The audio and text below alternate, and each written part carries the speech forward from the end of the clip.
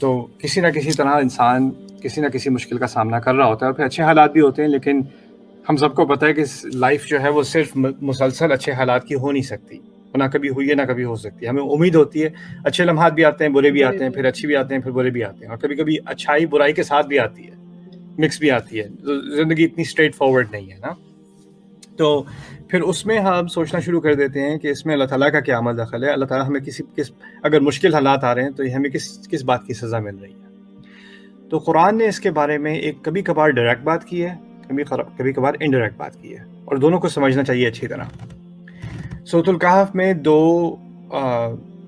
کسانوں کا ذکر ہے۔ باغ کو خیال کرنے والے کو کیا کہتے ہیں؟ مالی۔ دو مالی ہیں، ٹھیک ہے، ایک کسان مالی اور دوسرا بھی کسان مالی ہے، دونوں اس کے پاس ایک کے پاس کھیتی ہے اور باغ ہیں، اور دوسرے کے پاس نہیں ہے اتنا زیادہ نا۔ تو ہاں تو اس کے جو اس کے پاس زیادہ ہے وہ اس کو دوسرے والے کو برا فیل کراتا ہے، اس کو یاد دلاتا ہے کہ اللہ سے میرے پاس تو کافی ہے۔ ڈائریکٹلی نہیں کہتا، باتوں باتوں میں، یعنی اس کو احساس دلانے کے لیے، کم طریقہ احساس دلانے کے لیے۔ تو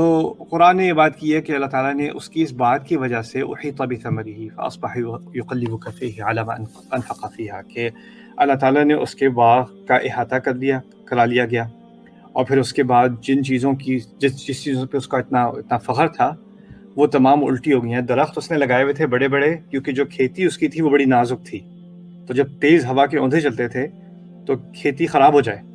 تو درخت ایسے لگائے تھے بارڈر پہ تاکہ ہوا کے جھونکے وہ روکے، اور جو بہت ایکسپینسو ڈیلیکیٹ قسم کے اس کے جو پودے ہیں وہ برقرار رہیں۔ تو اللہ تعالیٰ نے جب وہ اس پر وہ طوفان لایا تو وہ درخت کھیتی کے اوپر گر گئے، تو جو چیز حفاظت کے لیے لگائی تھی وہ خاویۃ علی عروشیہ، وہ ان کے اوپر گر گئی، ٹھیک ہے۔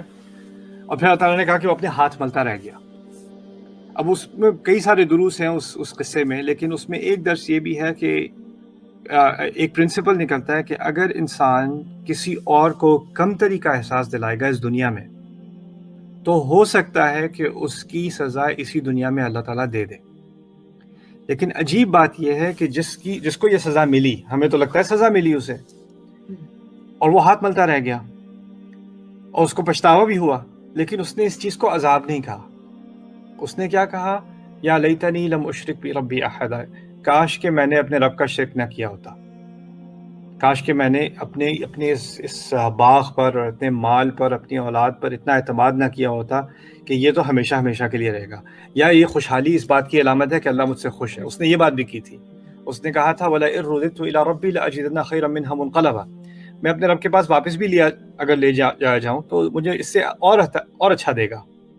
یعنی ایک ذہنیت آ جاتی ہے انسان کے اندر، مسلمان کے اندر بھی، کہ اللہ تعالیٰ نے گھر دیا ہے، اچھی جاب دی ہے، بچوں کو صحت دی ہے، بیٹی کی شادیاں کرا دی ہیں، یہ کر دیا وہ کر دیا، سارے کام ہو گئے ہیں، اللہ تعالیٰ کا بڑا کرم ہے۔ اس کا مطلب ہے کہ اللہ تعالیٰ ہم سے بہت خوش ہے، اور اگر اللہ تعالیٰ اتنا خوش ہے تو پھر اس کا مطلب ہے کہ آخرت میں بھی خوشی ہوگا۔ تو اس میں پھر ہمیں اللہ تعالیٰ کو اور کسی طریقے سے مزید خوش کرنے کی کیا ضرورت ہے، نمازوں کی کیا ضرورت ہے؟ اللہ تعالیٰ ویسے ہم سے بہت خوش ہے۔ جب ہم پہلے لانگ آئیلینڈ میں رہتے تھے تو ایک بندہ تھا پاکستان سے، اس کی امیگریشن ہوئی تھی، وہ وہاں پر اس نے آئس کریم ٹرک چلانا شروع کیا تھا لانگ آئیلینڈ میں نا، مسجد پہ آتا تھا وہ آئس کریم بیچنے، تو اس سے گپ شپ ہوتی تھی میری، کہتا جی میں کافی ماشاءاللہ ٹرک تو میرا نہیں ہے، وہ مالک کا ہے، لیکن یو کے کیش میں ہے نا تو میں کافی اپنے پاس رکھ لیتا ہوں، اس کو میں آدھے سے بھی کم اس کو میں دیتا ہوں، لیکن ماشاءاللہ بڑی کمائی ہو رہی ہے۔ تو میں نے کہا اس کو تم ماشاءاللہ کیوں کہہ رہے ہو، تم چوری کر رہے ہو؟ کہتا ہے وہ ہاں میں ٹیکسز بھی میں کہتا ہوں کہ میں جو ہوں اس سے میں 10% میں ٹیکسز بتاتا ہوں، کیونکہ کیش کا حکومت کو کیا پتہ چل رہا ہے اور کیش کا مالک کو کیا پتہ چل رہا ہے، تو وہ ایسے بھی کافر ہے، اس کو کیا دینا۔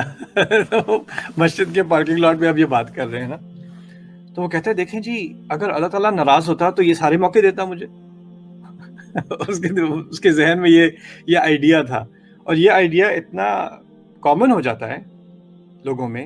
کہ اللہ تعالیٰ نے اس کو پہلے سے ایڈریس کر دیا اس قصے کے ذریعے کہ ہمیں اگر اللہ تعالیٰ نے سہولتیں دی ہیں، اس کا مطلب یہ نہیں ہے کہ وہ ہم سے خوش ہے، ہم جو کرنا چاہیں کریں، اور اگر ہم کسی اور کو کم طریقہ احساس ڈالیں گے یا ہمیں اس بات پر گھمنڈ ہو جائے گا کہ ہمارے پاس یہ کیا چیزیں ہیں، تو پھر ہو سکتا ہے کہ ہمارے اپنے فائدے کے لیے، ہمارا فائدہ کیا ہے کہ ہم اللہ تعالیٰ کے سامنے جب قیامت کے دن جائیں گے تو ہمارا دل صاف ہو۔ اگر اس وقت ہمارے دل میں مال تھا یا مال پہ اعتماد تھا تو اس وقت جو کچھ اس دنیا میں تھا اس کا کوئی فائدہ نہیں ہوگا۔ تو ہو سکتا ہے کبھی کبھی اللہ تعالیٰ نقصان دے دے، بہت بڑا نقصان دے دے کہ دل صاف ہو جائے، کیونکہ اصل سرمایہ جو ہمارا ہے وہ ہمارا دل صاف ہونا ہے۔ تو کبھی کبھی جب انسان کا دل میلا ہو جاتا ہے تو قرآن اس بات کی طرف اشارہ کرتا ہے کہ ہو سکتا ہے کہ بڑی مصیبتیں بھی آ جائیں اور میں اور کوئی اور سمجھے کہ کس چیز کا عذاب مل رہا ہے، لیکن ہو سکتا ہے کہ اس کے ذریعے سے ایک پاکیزگی ہو رہی ہے، ایک گند آ گیا تھا دل کے اوپر۔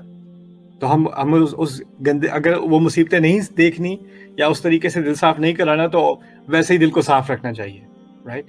پھر دوسرا، مصیبتوں کے بارے میں قرآن نے ایک عجیب اشارہ کیا ہے کہ جو لوگ عزت دار لوگوں کے بارے میں غلط باتیں پھیلاتے ہیں، ان الذین یرمون المحصنات المؤمنات الغافلات، عائشہ رضی اللہ عنہ کے اسکینڈل کے بارے میں جو انہوں نے ذکر کیا اللہ تعالیٰ نے، اس میں انہوں نے اشارہ کیا کہ جو لوگ اشارے سے بھی عزت دار لوگوں کے بارے میں کچھ بات کرتے ہیں، اور یہ اصل میں کیونکہ ہمارے ہاں ہمارے کلچر میں بہت اچھی چیزیں بھی ہیں اور کبھی بہت بری عادات بھی ہیں، جیسے اگر جائیداد کا مسئلہ ہے، بیٹی کو جائیداد نہیں دینی تو اس کے خلاف کو بات پھیلا دو یا بہو کے خلاف پھیلا دو، اور وہ اس کو کیا نام ہے رسوا کر دیتے ہیں، اور ایسی کیسی ای میلز مجھے آتی ہے، میں حیران رہ جاتا ہوں، یہ ہو کیا ہے دنیا میں اور ہماری دنیا میں، یعنی لوگوں کے بارے میں بدکاری کے الزام لگا دینا یا یہ کر دینا وہ کر دینا، اور اس کے بعد اس کی تو لائف ختم ہو جاتی ہے، یا اس کو اب کیوں دیں گے اس کو کوئی بھی حصہ جائیداد میں، یا اب کیوں دیں گے اس کو کوئی جو اس کا حق تھا یا جو بھی تھا۔ تو لوگ کسی بھی مقصد سے یہ کریں، یا جیلسی کی وجہ سے کریں، یا پیسوں کی وجہ سے کریں، یا کسی بھی وجہ سے کریں، یا اگر تہمت ڈائریکٹلی نہ بھی لگائیں، انڈائریکٹلی بھی لگا دیں،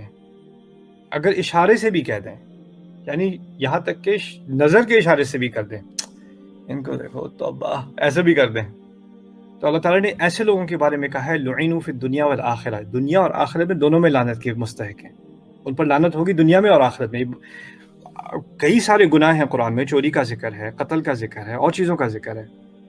لیکن آپ کو عام طور پر یہ نہیں ملتا کہ اللہ تعالیٰ کہتے ہیں کہ اس کی سزا دنیا اور آخرت دونوں میں دی جائے گی، اور وہ بھی اتنے سخت الفاظ میں کہ لعنوا، کہ ان پر ایسے لوگوں پر لعنت ہو۔